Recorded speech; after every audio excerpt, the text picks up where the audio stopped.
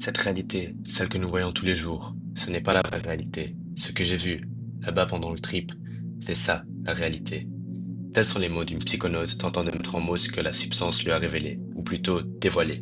Mais cette expérience est-elle simplement le fruit d'une altération de la perception, ou cache-t-elle quelque chose de plus profond, une vérité enfouie, révélée dans le silence intérieur, dans l'oubli de soi? Pourquoi notre conscience nous montre-t-elle cela? Et surtout, qu'est-ce que cela? Je ne comprends pas ce que ma conscience a créé. J'ai l'intuition d'avoir compris quelque chose, mais je ne sais pas quoi. Qu'est-ce que j'ai vu, senti, vécu de si radicalement différent? Était-ce un autre état de conscience? Avons-nous accès à des états de conscience multiples, unifiés dans une forme de totalité? À quoi bon une telle expérience si l'on était incapable d'en saisir le sens? C'est ineffable, et pourtant j'ai grandi. J'ai compris quelque chose de plus. Peut-être puis-je l'expliquer par le visuel, une vision, une forme, un mandala? Mais que signifie-t-il réellement? Que peut-on apprendre d'un langage fait d'images et de symboles? Le trip s'est bien passé, profondément même. Et depuis, quelque chose en moi a changé. Cette introduction, portée par les mots d'une psychonaute, révèle une vérité essentielle. Elle ne comprend pas pleinement ce qu'elle a vécu, ni si cela peut véritablement se transmettre ou s'appliquer dans sa vie. Et pourtant, elle en est certaine. Cette expérience l'a transformée à jamais. Mais d'où vient cette impression d'avoir appris quelque chose de radicalement différent? Peut-on effectivement parler de connaissance? C'est-à-dire, a-t-elle accédé à une vérité qu'elle ignorait jusque-là? Ou s'agit-il simplement d'un tour neuronal, orchestré par un cerveau en excitation? Pourquoi cette vision intérieure laisse-t-elle une empreinte aussi marquante? L'impression d'avoir appris quelque chose d'essentiel. Un trip psychédélique, ou plutôt un voyage intérieur vers des territoires inconnus de l'esprit, peut être à la fois rempli de sagesse et d'un profond sentiment d'incompréhension. Il laisse parfois sans mots pendant des jours, se sentir perdu, ne pas comprendre ce qui s'est réellement passé. Voilà une expérience commune, autant pour les novices que pour les psychonautes expérimentés. Chaque voyage dépend de nombreux facteurs. L'intention initiale, qu'elle soit récréative, introspective, thérapeutique ou quoi que ce soit. L'environnement dans lequel il se déroule, mais aussi l'état mental dans lequel on se trouve au moment de la prise. Tous ces éléments influencent profondément la nature et la direction du trip. Mais surtout, chaque trip est unique. Il est aussi vaste et complexe que la conscience elle-même. Et comme la perception est infinie dans ses formes, aucune expérience ne peut véritablement être traduite avec précision dans notre langage limité. C'est pourquoi cet essai n'a pas pour ambition de fournir une explication définitive ou objective de ce qu'est un trip, parce que cela nous mènerait à nous diriger droit dans un mur. Il s'agit plutôt d'un essai de compréhension, une tentative d'explorer des dynamiques communes, des sensations profondes, les interrogations et les transformations que ces expériences suscitent. Un cheminement vers une vision plus claire, non pas du contenu spécifique de chaque trip, mais de ce que signifie vivre une telle traversée de la conscience. En résumé, le problème est le suivant. Nos sensations et compréhensions d'un trip ne peuvent être expliquées par le simple langage linguistique, excusez-moi. C'est pour cela qu'on va faire appel à d'autres langages pour ainsi mieux pouvoir l'exprimer dans le langage linguistique lui-même. Expliquons pourquoi un trip ne peut être expliqué simplement par le langage linguistique. Le langage humain, aussi complexe soit-il, demeure limité et est incapable de transmettre fidèlement l'intensité d'un trip psychédélique. Nous avons fait du langage une suite de sons, une articulation de mots, une construction verbale censée refléter notre pensée, notre sensation. Le langage linguistique est ainsi né. Mais ce que nous appelons langage est bien plus vaste que le simple langage linguistique. Le langage, en essence, est une tentative de transmettre une signification intérieure, de faire ressentir à autrui ce que nous vivons, percevons ou comprenons au plus profond de nous-mêmes. Prenons un exemple, le mot euphorie. Ce terme, à lui seul, est censé englober une sensation vaste, riche, subtile. Pourtant, une seule personne ne peut en réalité ressentir exactement la même euphorie qu'une autre. Deux individus, prenant une substance dite euphorisante, peuvent vivre des états radicalement différents, tant dans leur intensité, leur qualité que leur signification. Et pourtant, le langage courant les regroupera sous le même mot, réduit par une définition générale et les stabilise ainsi. Cette stabilisation est utile, elle nous aide à survivre, à communiquer, à nous orienter. Mais elle est aussi une trahison subtile de l'expérience vécue. Ils réduisent des mondes entiers à des concepts figés, des expériences infinies à des catégories restreintes. Outre la limitation du langage linguistique dans ses définitions linguistiques, la limitation se trouve également dans l'épousement avec la nature fluide, en perpétuelle transformation de nos vécus intérieurs. Il tente de nommer des sensations mouvantes à l'aide de mots immobiles, mais une sensation vécue, à un moment donné, ne pourra jamais être identique à une autre, même si nous utilisons le même mot pour la désigner. Par exemple, je me sentais bien hier, je me sens bien aujourd'hui. En apparence, le même sentiment est exprimé. Pourtant, il ne s'agit jamais de la même sensation. Le bien-être d'hier et celui d'aujourd'hui sont fondamentalement distincts, car le monde a changé entre-temps et nous avec lui. Chaque instant de notre existence est unique, influencé par un ensemble de facteurs subtils, notre humeur, notre environnement, nos pensées, notre histoire, notre évolution. Le temps ne revient jamais en arrière, il avance et avec lui, nos perceptions se renouvellent sans cesse. Dès lors, comment un langage fixe, basé sur des mots figés, pourrait-il exprimer une réalité intérieure en constante métamorphose? C'est là une des limites fondamentales du langage traditionnel. Il ne peut rendre compte des nuances infinies de l'expérience vécue, l'intérieur, l'ineffable, le vécu pur. Il fige ce qui, par nature, se transforme à chaque instant. C'est pourquoi nous ne pouvons pas nous limiter au seul langage linguistique, mais qu'il est essentiel de pouvoir traduire l'expérience par d'autres langages. Le sensible en figure une clé principale de cette traduction de l'infiniment complexe. Mais s'engager dans cette quête d'un langage non verbal, non linéaire, c'est accepter de se confronter à un défi immense, transcender ce qui dépasse la logique par des formes, des couleurs, des impressions et toute la complexification de ces nouveaux langages. Une tâche aussi fascinante qu'infiniment complexe. Nous avons ainsi expliqué pourquoi le langage linguistique ne peut être utilisé à lui seul pour ainsi exprimer une expérience psychédélique. Il devient alors nécessaire de penser à un autre mode d'expression, un langage capable d'accompagner la richesse mouvante de notre être, un langage non plus figé, mais vivant, évolutif, symbolique, ouvert à l'ambiguïté et la simultanéité. Peut-être est-ce que là que les visions, les sensations et les formes rencontrées en état modifié de conscience cherchent à nous montrer. Le trip devient alors une invitation à affiner notre langage, à le transformer, à le reconnecter à nos sens pour tenter de rendre compte autant que possible d'une réalité intérieure non identifiable. Un langage plus sensoriel, plus incarné, pourrait ainsi prendre plusieurs directions. Par exemple, le toucher peut s'exprimer à travers la danse. Dans un festival, les corps en mouvement traduisent souvent une compréhension plus directe de ce qui se vit intérieurement. Au lieu de fuir leurs sensations, les individus dansent avec elles, épousent leur flux, se rapprochent de leur conscience en transformation.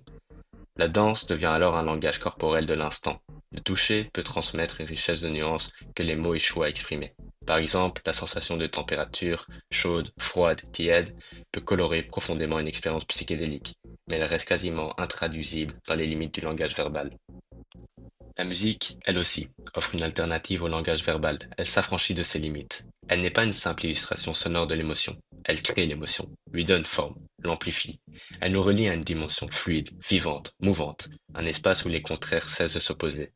Là où le langage linguistique fonctionne sur des oppositions binaires comme amour et peur, la musique permet de ressentir simultanément amour et peur dans un seul et même flot. Elle devient ainsi guide, véhicule, pont vers une perception plus profonde, où la sensation prend forme sans être figée. La musique crée son propre paysage, et dans ce paysage, notre pensée se réconfigure. La sensation y devient plus lisible, car elle est vécue à travers le mouvement du son, un mouvement qui ne pense pas, mais fait ressentir, et ainsi, paradoxalement, se comprendre. Une personne entrant dans le flot musical se laisse modeler par ces vagues et ce faisant, donne une expression harmonieuse à sa vie intérieure. La musique ne remplace pas les sensations, elle la révèle. Le visuel, quant à lui, ouvre une autre voie. Les géométries, les motifs, les visions artistiques que l'on perçoit, en particulier sous psychédélique, traduisent une complexité intérieure. Plus les formes deviennent complexes, plus elles reflètent des sensations elles-mêmes nuancées, profondes, imbriquées. L'art devient ici un langage symbolique de l'ineffable. Quant au sens de l'odorat et du goût, ils restent pour l'instant sans langage avancé propre. Mais cela ne signifie pas qu'ils sont dénués de pouvoir expressif. Une odeur peut réveiller une mémoire, une émotion, une intuition. Une saveur peut transformer notre rapport au monde, éveiller un plaisir ou une nostalgie profonde. Par exemple, le parfum d'une fleur ne peut être pleinement décrit par des mots, ni même par une image ou un son. Ça ne remplacera jamais l'expérience directe de l'odeur elle-même. Chaque sens, chaque modalité, perspective peut donc devenir un langage en soi, et c'est à travers eux que nous pouvons espérer approcher une compréhension plus fine de nos expériences intérieures, notamment celles vécues en état modifié de conscience. La véritable objectivité de ces nouveaux langages, paradoxalement, ne réside pas dans leur universalité, mais dans leur capacité à exprimer au plus juste une subjectivité profonde, cette sensation unique, éphémère, mais tellement réelle qui surgit de notre être en transformation. Nous en ressentons ainsi la complexité du travail, une conscience infinie, des langages infinis, des perceptions et sensations infinies. Comment est-il ainsi possible de pouvoir expliquer et exprimer une simple expérience psychédélique? Nous avons posé le problème du langage linguistique et nous avons été à la recherche d'autres langages pour pouvoir comprendre un trip. Allons à présent à l'encontre des possibilités de cette conscience infinie pour ainsi en faire une approche plus concrète. Ces sensations, ces pensées, cette conscience mouvante semble s'ouvrir sur un infini de possibles, un infini d'expériences, un infini d'états d'être. Ainsi naît ce que l'on pourrait nommer une conscience infinie, voire transcendantale, bien que ces termes, souvent lourds et conceptuels, échouent déjà à rendre compte de la réalité vécue. Comment comprendre une conscience qui ne cesse de se transformer? Et plus encore, comment la comprendre lorsqu'elle est amplifiée, altérée sous l'effet d'un psychédélique, alors même reste insaisissable dans notre état ordinaire? Voilà une question vertigineuse qui remet en question notre conception même de ce que nous sommes. Notre conscience n'est pas uniforme. Employer le mot conscience au singulier comme s'il désignait une entité stable revient à figer ce qui est par essence fluide, changeant, instable. Or, chaque être vivant possède en lui non pas une conscience, mais une multiplicité de consciences, un enchevêtrement d'états, de flux, de sensations, de visions, une multiconscience. Et chacune de ces consciences, en perpétuel changement, ne pourra jamais être vécue une seconde fois de manière identique. La répétition est une illusion. L'instant présent est toujours nouveau, toujours autre. Dès lors que nous avons été à l'encontre de cette conscience infinie, avec l'aide des langages multiples, comment pouvons-nous comprendre cet infini complexe? Est-ce une révélation de notre réalité? Peut-être est-ce là l'expiration de l'invisible, le murmure du réel qui traverse notre être et dépasse tous les langages humains. Ce que nous vivons dans un trip semble surgir d'une profondeur inexplorée de notre propre conscience et prendre la forme de symboles, de motifs, de visions, souvent sans que nous ayons les clés pour les interpréter. Toute sensation peut prendre forme dans une complexification visuelle qui, elle, naît de la complexification des géométries, mandala, fractales, figures kaléidoscopiques, etc. Leur ineffabilité réside dans leur incompréhension immédiate, dans leur structure étrangère qui n'évoque rien de connu. Ce phénomène semble aller à l'encontre de notre mémoire perceptive et de nos constructions neuronales traditionnelles. Ces géométries n'ont pas d'ancrage dans notre vécu conscient. Par exemple, contrairement à un arbre qui lui est une géométrie bien connue, pourtant, nous ressentons intuitivement qu'elles transmettent une forme d'information. Ces géométries, loin d'être issues de la réalité extérieure, semblent émaner de notre conscience elle-même, comme si celle-ci, selon le degré de l'état modifié, creusait en profondeur dans ses strates les plus enfouies pour en faire jaillir des formes d'une complexité inédite, là où une fusion perceptive classique, comme voir un visage dans un tronc d'arbre, peut s'expliquer par l'abondance d'expériences visuelles ou par la synesthésie. Ces géométries psychédéliques, autant complexes soient-elles, elles n'émergent pas d'éléments déjà connus et semblent provenir de structures de conscience plus fondamentales. Prenons l'exemple des fractales. Beaucoup de personnes rapportent, durant un trip, des visions de motifs fractales d'une complexité extrême. Ces formes donnent parfois la sensation d'unité, de dissolution dans le tout, d'émergence dans l'infini. Et pourtant, en l'absence d'un langage adapté, l'expérience demeure confuse, impénétrable. On peut voir, ressentir, comprendre, sans savoir ce qu'on en a compris. Par exemple, un son rapide peut générer des fractales pointus. Une odeur agréable nous donnera des interprétations de couleurs vives. Un toucher réconfortant nous facilite le lâcher-prise et nous plonge dans un nuage de formes douces. La complexité d'une fractale devient alors métaphore vivante de notre rapport à l'univers, ou encore comme un miroir de la complexité de la sensation elle-même et de l'univers en soi. Comprenant ceci, un nouveau chemin s'ouvre à nous. Plus la fractale est complexe, plus la sensation d'unité, de connexion à l'univers semble profonde. Plus la géométrie est riche, mouvante, pulsante, voire multidimensionnelle, plus la sensation est complexe et prend racine dans une compréhension non mentale, non physique et métaphysique. Cela révèle une chose fondamentale, notre ignorance face à la grandiosité de la réalité. La métaphysique tente de toucher cet au-delà de la rationalité. L'expérience psychédélique, elle nous y plonge. Elle nous montre l'unité avec l'univers, la grandeur dans laquelle l'écho se dissout. Elle nous révèle le réel. Paradoxalement, la complexification des géométries vécues nous simplifie la compréhension de la beauté. Nous avons vu la beauté dans l'invisible, pourquoi résistons-nous à la voir dans le visible?